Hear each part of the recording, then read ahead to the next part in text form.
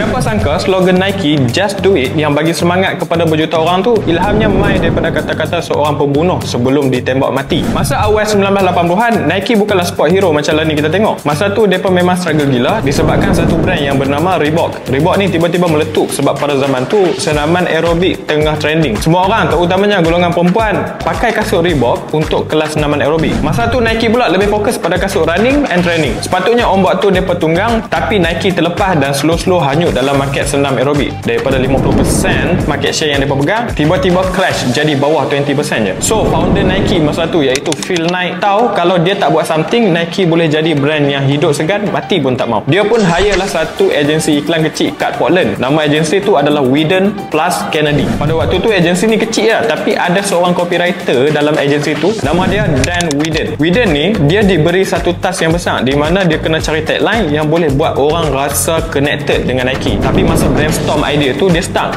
Dia tahu Nike perlukan sesuatu yang bukan setakat cool, tapi message yang universal, message yang semua orang boleh relate, bukan setakat atlet je. Tiba-tiba dia teringat satu cerita pelik.